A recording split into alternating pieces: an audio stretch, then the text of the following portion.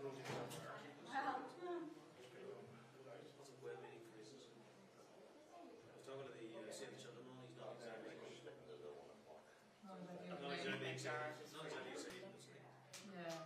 Well, their convention by way of doing this is awesome. The which one? The way they do this. So it's on 19 on the strategy. As for like first of all,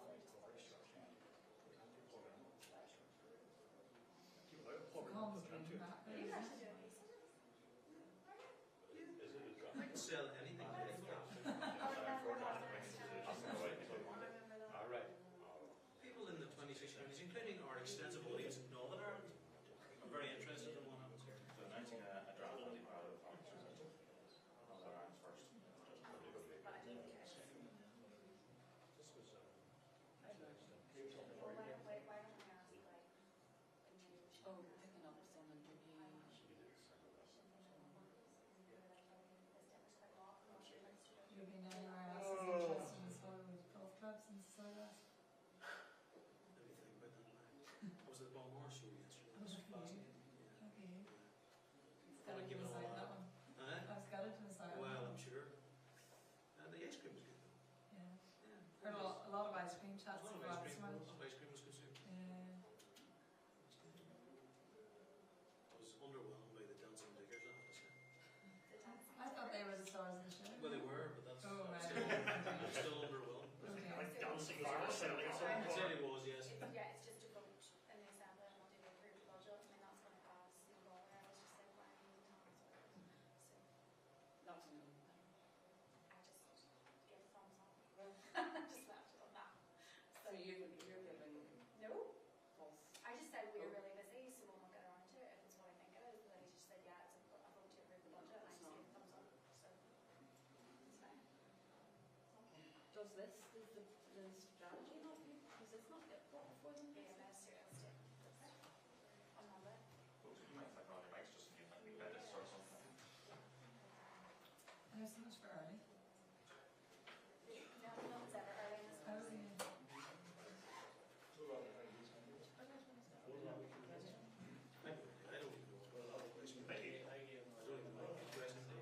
I think you're third. Yeah. Well, No, third. I have to start a wee list. Right. You're doing a list?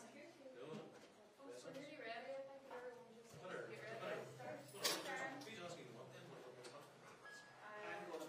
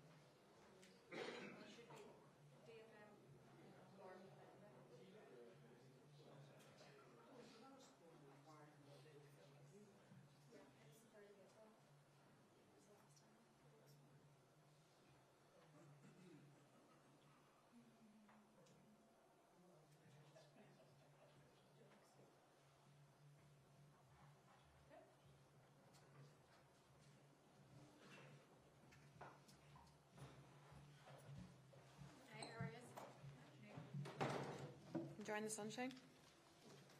You didn't get to go to Balmoral show today? Okay, well, I'll kick off to say that we've obviously covered a number of issues in our executive meeting today. 55 million in funding has been agreed for to support early learning and childcare measures, and that's really building upon commitments that we've already made as an executive to prioritise the issue of childcare and ensure that we're supporting more parents with this huge burden that many households face. So good news that we've been able to advance that a bit further. We had a presentation from the Chief Scientific and Technology Advisor and Microsoft Ireland's public sector team on the opportunities and the potential that we have for AI, and this can be a very, very good news story for us in terms of how we conduct our business. We certainly understand the importance of AI in how we do our business and to transform public services in a way that actually allows us to deliver more and better for the public, to do so obviously in a very ethical way, given some concerns around this area, but it is actually an area where we are punching above our weight and we have much, much more to do. So that's going to be an ongoing feature for the executive. The Communities Minister brought forward the anti-poverty strategy, and I will let him talk to that, but we've had a good discussion, a range of views right across the executive on this, and now it'll be over to all those people and organisations that have been really working hard to get us to this juncture now to have a look at it and give us their views, and of course they will all be listened to. Finally, also, it was a busy day for Gordon today in the executive. We also had an update from the Minister in terms of the Irish language and Ulster Scots strategies, and I look forward to them being brought to the executive also over the near future. Thank you. We had a very constructive meeting today during which we've agreed a number of key issues, including the draft anti-poverty strategy and the early learning and childcare strategy measures for 2025 to 26. Our programme for government is founded on our shared goal of doing what matters most to tackle the big issues. We do want to support people, strengthen our economy and make long-term sustainable impact, and the action we have taken today reflects that. The draft anti-poverty strategy will address the real-life impacts of poverty. It will ensure that we can prioritise actions and funding in the right way, at the right time, to the right people, to help those who need it most. We know there is more work to be done, and we are confident that this strategy will help reduce the impacts of poverty felt by so many, but that is why we are encouraging people to really respond to this consultation. We do want to hear your views on what has been set out, and also your ideas as well in terms of potential additions to that. I would encourage everyone to get involved in that consultation. We also agreed a package of measures which are an important part of our early learning and childcare strategy. Since taking up office, we have been very clear that making childcare more affordable is a priority, and the measures agreed today takes that a step further, building on the good work that had been done by the Education Minister on this last year. We have agreed to extend the Northern Ireland Childcare Subsidy Scheme to cover school-aged children, and this will see an increase in the number of registered children go from 15,000 currently to approximately 24,000 children will benefit from that. This is something I know that will be welcomed by many families, particularly those under financial pressure. The range of measures agreed today will ease the financial pressure on parents, stabilise early years providers and, crucially, support child development, for example, in relation to the extension of Sure Start. Once again, the Executive is demonstrating a collective commitment to work together to improve the lives of everyone here in Northern Ireland. Thank you. Today is a good day for Northern Ireland. 19 years after it was first promised, we now have a draft anti-poverty strategy. Today, ministers have come together in a coordinated and joined-up way to tackle poverty. And this strategy is not just a document, it's a commitment from us to do all that we can to transform lives here. It's not a sticking plaster, it's not a short-term fix, but a long-term plan to tackle the root causes of poverty. There will be three pillars. First of all, we'll be doing all that we can to reduce the risk of people falling into poverty. Secondly, minimising the impacts of poverty for those who find themselves there. and finally, helping people to exit poverty. The document will be published shortly and go out to consultation, and we will listen to the feedback that we receive, and I will then present a final version to the Executive for approval. But delivery will be dependent on all of us working together, departments, business, communities and individuals. And I want to take this opportunity to thank the co-design group and the expert panel for the contributions that they have made. But we now have plans that are realistic, sustainable and, importantly, they are deliverable. To those who are struggling today, I want to say this: we see you, we hear you, and this strategy is for you. It's about giving you the tools that you need to build a better life and to give you the support that you need to overcome the challenges that you face. And we do this so that we can build a brighter future for all. Thank you, and we're happy to take your questions. Afternoon, Ministers. You said it yourself, Minister Lyons, that it's taken 18 years. With court cases and whatnot, it does appear that the Executive has been dragged here kicking and screaming with an anti-poverty strategy. What can you say to people today? What is in this, whether it's funding? What is there tangible in this that people can actually trust this Executive that it's going to deliver on what you're saying today? Well, that's absolutely not the case, because work has been ongoing for some time, and the legal action that was taken had no impact whatsoever. This was something we were already progressing and working on. We had a previous draft that had been refined based on the circumstances that we find ourselves in, and we're now in a place where we actually have cross-departmental agreement on the strategic actions that we need to take. I'm not coming to the Executive today with something that's fresh for other ministers. They've seen this, their officials have seen it, they've signed off on the strategic actions that we are going to take, so that when this is published and when it is gone out to consultation and finalised, we'll be ready to go with an action plan straight away. And that's really important. This isn't something that we're then going to be scurrying around wondering whether we can afford the actions or wondering whether these are the appropriate actions to take. All that work has already been done, so I'm really pleased that we have got to this stage and we will be able to take actions. Now, some of the things in here we're already doing and we're going to continue doing. In fact, in many ways, nearly everything that we do within our departments is aimed at improving the lives of people here and tackling poverty as well. But there will be actions that will make a material difference to people over the longer term, improving their health, improving educational attainment, helping those that are disabled ensure that they get a fair chance in life, dealing with other issues such as debt and substance abuse, which are also contributing factors to poverty. So it is realistic, it is sustainable, and importantly, it is deliverable, and we look forward to getting on with that job. And I think it's important to remember when you look at the court judgment, for example, I think it was back in the 2016 case, the court recognised that there was a huge amount of work happening to tackle poverty, not just within the then Executive Office, OFM, DFM, but also, of course, importantly, in other departments. The court looked at, for example, our Delivering Social Change agenda. It looked at many of those issues, but said that in terms of the legal obligation, it was to produce a strategy, and ergo, by the dictionary definition of strategy, a framework and delivery plan did not satisfy that. So even the court has recognised that there's been a significant amount of work over the years. Some of that has been mentioned by the Communities Minister, not least our childcare scheme, which was also built on today. That is about helping families in terms of not just income, but in relation to accessing a job, in terms of being able to support their children. We know that the best way out of poverty is a job with a reasonable wage. You can only get a job with a reasonable wage if you have the economy to support that, if you have the right skills and opportunity in terms of educational achievement, if you've got the health to be able to be in that job, if you've got the skills required, and if, of course, this government attracts that investment to create those jobs. These are all interconnected, and I think today this draft strategy will be a very welcome contribution to that work. It is not the totality of the work. Anti-poverty is very much across everything that we do. Afternoon.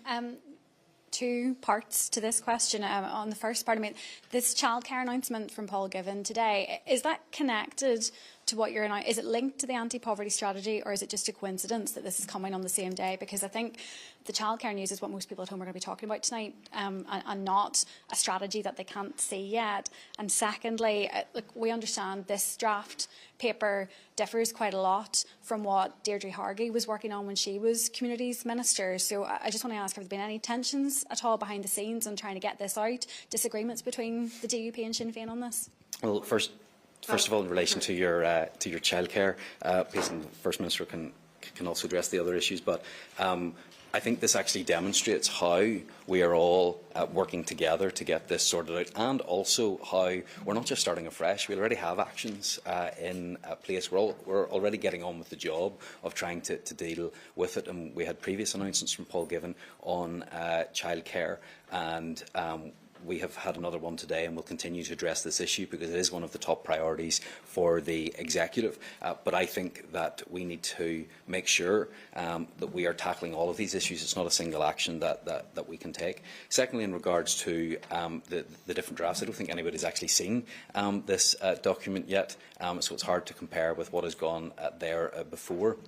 But we've drawn heavily on the work that has already been carried out. That has been updated to reflect the circumstances that we find ourselves in. But I certainly reject any notion that we have not gone forward with many of the suggestions that were in the previous document. And we've been working together at a departmental level. And of course, we all have different departments than we were in the previous mandate, but we've all been working together to get something that works.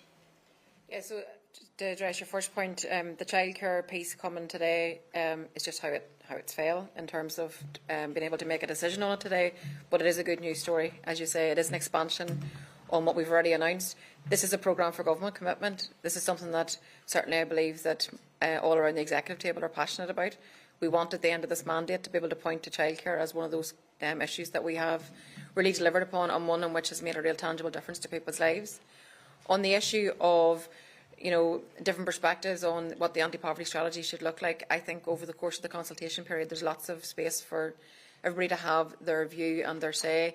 Every minister will take their own approach, but today we did get to the point where it's agreed to go out to consultation, and I think that's really important in itself, because particularly for those people who've been involved in this for many years, those people that are on the coalface helping people on a day-to-day basis, those people actually that helped to design the strategy, the people that were part of the co-design work, they now will have to reflect and give us their view on what they see published today. And this is a consultation period, so ears are very much opening to listening and trying to shape it where we can improve it if that is what is required.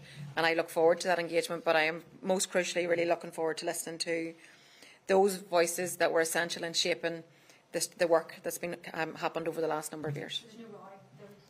No, everything doesn't need to be painted as a row. Is there differences of approach at times? Yes. On this issue, do I think it could go further? Probably yes, but let's work that out through consultation. It's good that it's out there now. We have a chance to discuss it even more, and then it'll come back to the executive, and then we'll hopefully have another discussion around how we can improve it, if we can improve it. First Minister, you say there's no row, but would it be fair to say you're less enthusiastic about this draft document, and would it have looked rather different had your party still held the Communities Ministry? Look, I'm proud of the work that Deirdre Hargey started a number of years ago. I'm proud of the fact that it really engaged, the work that she started really engaged the whole cohort of people that are out there that came in that on the coalface, working day to day, supporting people that are struggling financially. And that is, such a big cohort of people out there. So I think it's been advanced to this stage. It's now out for public consultation. I think that's a good thing. Let it go out to public consultation, let everybody have their view, and then let's come back to it again. But I don't want to paint everything as a row. I think it's more important that we get it out there. The public will have their say. Those people who are involved in the co-design work will have their say, and then we'll come back to it again. Just picking up on something the Deputy First Minister said there about a job being the best way out of poverty. I've just literally come from a community group in the Lower Newton Ards Road, where there are people there who have 2 incomes and are still struggling. So what they were asking me to ask you was, is the focus of this strategy going to be purely on the economy and jobs? Because in their view, that's not delivering for them and it's not helping them exit out of poverty. Can they expect to see other things other than a focus on job creation and the economy as a way out of poverty? Well, I think there is absolutely a focus on making sure that people have the ability to get into work. I meet with people every single day who face barriers to employment, and I want to make sure that we break those down and allow people to get into work. What I'm also concerned about are the working poor. And you see people time and time again who maybe 2 full-time jobs in a household, still have bills to pay, still are struggling every single day. We see that in our role as constituency members as well. So we're determined to work for them, and that's why you will see when the strategy is published a focus, yes, on getting people into employment, but for those who are in employment and still struggling, there will be measures there to help. It's what we're trying to do already. Bringing down the cost of housing, and you can look at some of the initiatives we have already been able to take the affordable rent scheme, for example, that I have brought in, using financial transactions capital. Look at the work that we are doing and that has been extended today in terms of childcare, the work that has been done in terms of school uniforms, the extra work that we will be bringing forward in coming months in terms of fuel poverty, because the cost of fuel is also another issue. So yes, it's absolutely about getting people into employment, but for those who are in employment and are struggling, it's about helping to reduce their costs and to help improve their incomes by making sure that we have the access to additional training so that people can get those better jobs that we're trying to bring in as well. And I think importantly, when you made reference to what I said, the second part of that is really critical. It's not just simply a job is the best way out of poverty. It is a job with a reasonable wage. And that reasonable wage needs to be one that is fit for that family in order to support that family in terms of being able to buy a home, to live, to feed and to clothe the family in order to do the things that we want those families to be able to do. We want every family, every person across Northern Ireland to be able to thrive, not just exist.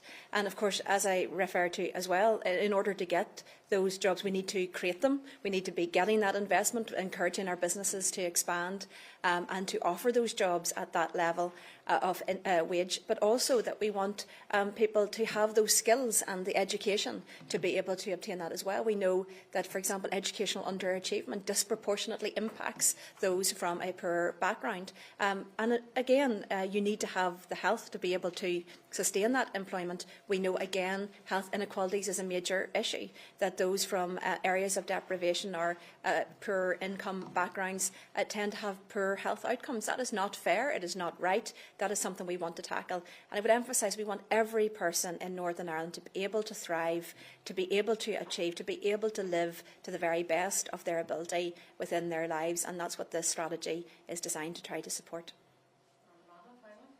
Yeah, if all ministers could address these questions, please. Amanda Ferguson from Reuters. How different is this draft to the draft in the last mandate? Are all of you committed to allocations based on objective need? And if the UK government isn't providing enough funding for each Stormont department, what won't you be able to do? What was the last one, sorry? If the UK government isn't providing enough funding for each Stormont department, what won't you be able to do? Because if each department doesn't have the funding that it needs, then you can't do everything that you want to do.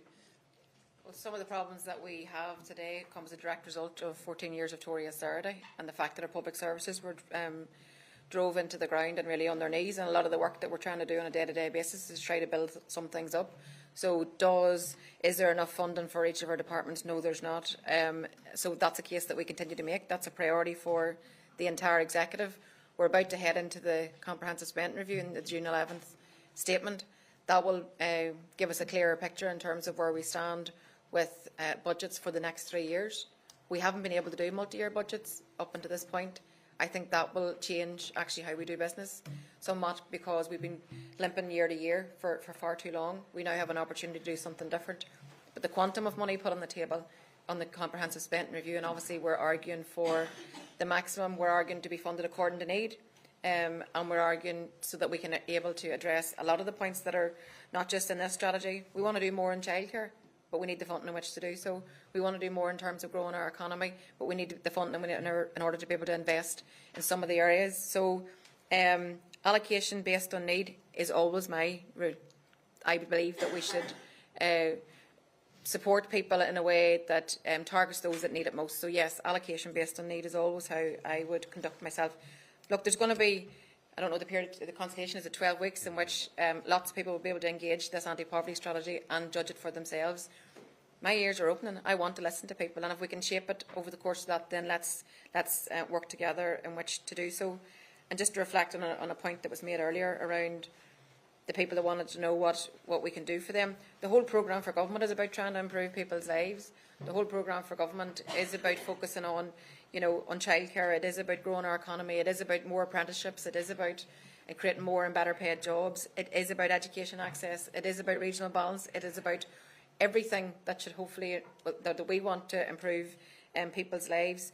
Do we always have enough funding to do everything that you want to do? No, that's not ever going to probably be the case. However, we want the public to know that we fight their corner, and we will continue to do so in terms of the funding that would allow us to do the things to make people's lot better. Yeah, and just to add to that, it's incredibly important that this executive is an executive that delivers for people, but also that people see the value of having this executive here working for them. Throughout the programme for government, there's so much within that, which is all designed about supporting people. It's about tackling poverty, but also improving people's lives, communities' lives, everything from having a safe and affordable house right through in terms of tackling those health waiting lists and affordable childcare and growing our economy. This is an approach which is very much a life cycle approach. We often talk about from cradle to grave, and throughout that life cycle there are so many things that government can and needs to do to support people. Of course, in anti-poverty, we know that it starts even before the cradle. It can start in terms of pre-birth and supporting those mothers as well. So, of course, there's a range of specific actions in relation to objective need. I don't think there's any opposition to that, because that objective need can differ depending on what the circumstances are. Some of that will be objective area need. Some of that, of course, is objective need of that particular individual or that family. So, for example, where the benefit system moves in, that is the objective need of the individual and that family. So, I often say it doesn't matter if you are a family that is in poverty in Ballyclare or Lisburn or in parts of Belfast. Your needs are very similar, and that support needs to be there to support you no matter where it is that you live. But we also know that areas do need that support. Neighbourhood renewal and other big area-based projects are already existing and will, of course, be improved upon and supported throughout this as well. So we certainly have no disagreement with what First and Deputy First Ministers have said in relation to objective need. Just make a further comment in terms of previous drafts of the strategy. Throughout the whole development of the anti-poverty strategy, the fundamentals have remained the same. This is about improving access to educational attainment, the importance of health, the importance of helping people with disabilities, dealing with issues like debt and substance abuse, and importantly housing and the place in which people live, the crime that they are experiencing, the advice services that we can provide and the training opportunities that we can provide. Those are the fundamentals that have remained throughout. Some things have changed. We do now have a greater focus on childcare, because that has gone up the political agenda, and it's something that we have placed there and something that we as an executive have responded to. So yes, some things will have changed, but the fundamentals remain the same, because the literature and the evidence is all out there about the root causes of poverty and what it is that we need to do to tackle that, and that's what we are absolutely determined to do. We will always advocate for more resource for Northern Ireland to tackle the circumstances that we find ourselves in. We had a discussion about that today again, and I raised once more a very important issue in my own department, which is borrowing powers for the housing executive. That's a genuinely transformational thing that the UK government can put in place, so that we can make a real difference in the lives and in the homes of people that we represent. We're committed to taking action that's going to make a difference. We have ministers committed to the strategic actions. There are different things that can go out of an action plan, and we look forward to hearing what others have to say, but we're determined to do the best we can with the resources that we have to make a difference in the lives of the people that we represent. Are ministers committed to engaging directly with people, as it's described, who have lived experience of poverty? Well, that's something that we have already done. It's something I do every single day in my job, and that's that consultation in the past and the evidence that we have gathered has been part of that, and that's why we know what the issues are that we need to tackle. I think it's important to add as well that next week is the meeting of the Council of Nations and Regions in London. Both the First Minister and I are travelling to that. We will get an opportunity to talk directly to the Prime Minister at that on Friday of next week, and at the executive we had that discussion about raising the particular issues that you have raised, Amanda, in relation to poverty funding for our public services to the Prime Minister. So we'll be working with ministerial colleagues in terms of a range of those issues, but getting the right funding for our departments is absolutely critical. We believe we are underfunded at the moment, and that's very much what we'll be raising with the Prime Minister. So we'll see what his response to that is next Friday.